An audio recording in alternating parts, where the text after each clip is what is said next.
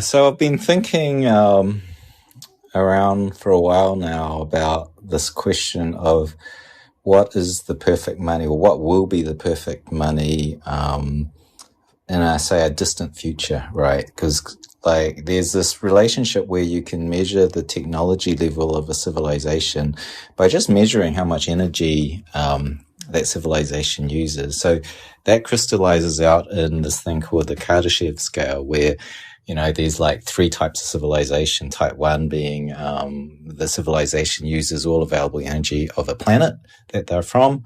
Then the star, which is a type two, and then a type three, which is it consumes the entire energy of the galaxy. And so the interesting thing about economics is that, say, world GDP, for example, it's just an economic engine which produces goods and services, effectively shapes the environment around us into useful stuff for ourselves.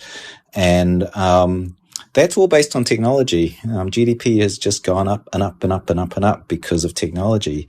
What technology does is it's converting that energy into productive stuff. So effectively, you've got this very close correlation between the energy consumption of the economy to the GDP of the economy, and it's because of this link of technology. Now, if you kind of pan this idea forward, I'm thinking, well, what do we use as money, right? Like historically, we use gold, gold-backed. Well, in a future civilization, gold's not scarce because you've got the technology to mine it abundantly off-planet, pull it from the seas and so forth. There's no commodity in the physical world that would be an honest money because it's abundant. Would it be debt-based? And I think Bitcoiners already know that if it's debt-based, it's a ledger, and therefore who controls that ledger? The people who control the ledger will then skew the honesty of that money, and therefore over time we've seen things like this collapse, like fiat.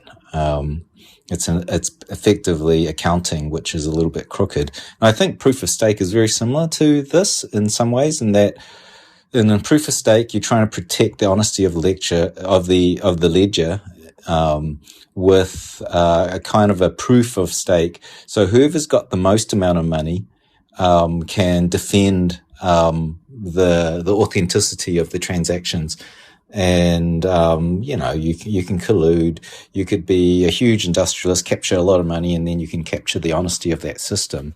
But one thing that, panning this sort of arc forward into a far off future, you can't really cheat, is that there's this fundamental correlation between the technology level and the energy consumption that the civilization used. So I'm wondering I'm thinking the future money has to be based on energy. It has to be an energy coin that is defended by energy, because as you capture more and more energy, say the entire planet's energy, put the entire star's energy, the entire galaxy's energy, how are you going to defend honesty?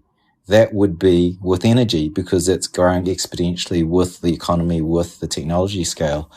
So yeah, that's my thinking.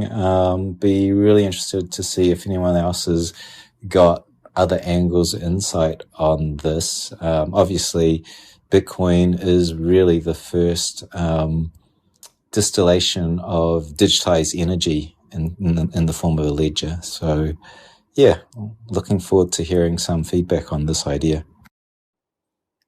A adjacent thought to this is that maybe the future money will not be around belief.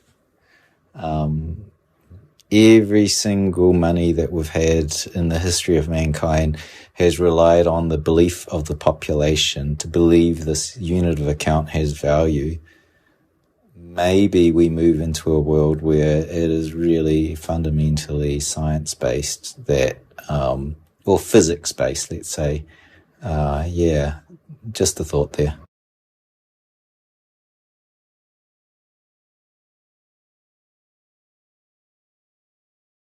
This is a very interesting philosophical argument, Willy. What you're basically saying is this is a very interesting philosophical argument, Willy. What you're basically saying is that money is kind of this made up thing that someone can grab and monopolize. So in a proof of stake model, if they manage to collude enough to get their hands on 51% of the money, which is this fake thing, so it's possible, then they own the whole system.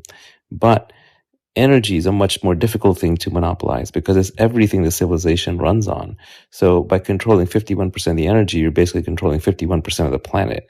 Much harder to monopolize energy than it is to monopolize money. And so it's a more authentic signal. And so therefore an energy-based network is inherently far more secure than a money-based network. Naval, that's a great distillation of my kind of rambling idea there. I would take that further in saying there's only 3 ways to secure a network using a made-up kind of thing that we call proof of stake. The other bit is using atoms, like things, like gold. And the last way we could secure a network is with energy. And if you take this arc forward into the future, when you have the ability to shape atoms, nothing is scarce, so that's not a secure way to secure a ledger. Proof of stake has its problems of collusion. The only way to do this well, and the ultimate way, is with an energy coin. Yes, this hits the nail on my head and the uneasiness that I have with proof of stake, and I haven't really been able to put it in terms like that yet. But the secondary effect of this is that it's not only an energy network, it's actually also a chip access network. And so the chip access is much easier to control than the energy. And that's what makes it a little bit more centralized than a pure energy coin. To summarize this even further, you're saying that the 3 ways to secure a system are through matter, through energy, and through social consensus. And of the 3, matter is somewhat obsolete and hard to move around. Social consensus is malleable, and we see too often the tyranny of the majority. And so energy it is. Yeah, although I think Satoshi anticipated that there would be chips, I don't think he really understood how ASIC heavy mining would end up being. And that's okay. No one is perfect and can predict everything. But it impacts Bitcoin in 2 ways. One is it is more centralized than I think the original Satoshi vision had in mind. And the second is that it's less private, because in Satoshi's model, we would all get Bitcoin by mining some on our home computers rather than buying it through centralized exchanges with KYC. This is true about ASIC chip centralization, but if we take Willy Woo's thought to its furthest extent and we are able to travel galaxies and mine gold, if gold and all of those rare forms of matter are limitless, then so are the ASIC chips. And now Bitcoin is pure energy, like a purely energy-based currency. And or, at least you'd have to get 51% of all of those expeditions. We're getting those chips from other planets, the materials, the silicon, and so forth. So I think that's an interesting tidbit to consider. If we are operating in this limitless resources thought experiment. Have any of y'all seen this Bitcoin chart by Clockwork Partners? I've always found it fascinating, although I don't totally understand how to read it. What's really interesting, though, is almost the natural element. It feels like the dollar is going to collapse. Obviously, we knew that. Unless they back the dollar by Bitcoin. But anyways, curious if anyone's seen this chart. I've stared at it for like the last 18 months or something. Haven't ever found anyone who has a good take on exactly how it's calculated. It just looks like more voodoo chart making to me, finding spurious patterns in the noise. You can find an infinite number of spurious patterns in large data sets. I would just ignore it. I do think the ASIC centralization is overblown, and it's only a point in time where we are now tapering down from a centralized phase to a decentralized phase. And I'd give the analogy of mainframes to mini computers to the MPCs, where really the big economies that power innovation is at the PC level, massive R&D in that. And if you look at the arc of ASICs, it was very much very fast development of the next nanoscale, like ASICs pushing closer and closer to where consumer grade PC chips were. And so when the next generation of ASICs is going to be like in the next 3 months, next 6 months, next year, you really need to push your supply chain. Like there's stories of 747s being chartered to get those ASICs from the factory into the server farm next to the energy source and to deploy it as fast as possible, because that's like millions of dollars every hour that's being burnt. Now we're getting into the frontier of the nanoscales of chip fab, right?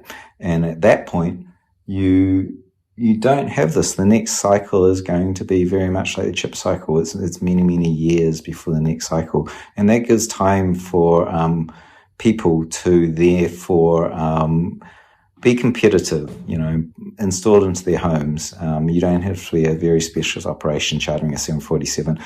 And so I can see where you have this kind of consumer grade ASIC chip, which is going to be having a decent shelf life, and therefore these chips will be able to go to the consumers and mop up energy in ways that those centralized sources cannot.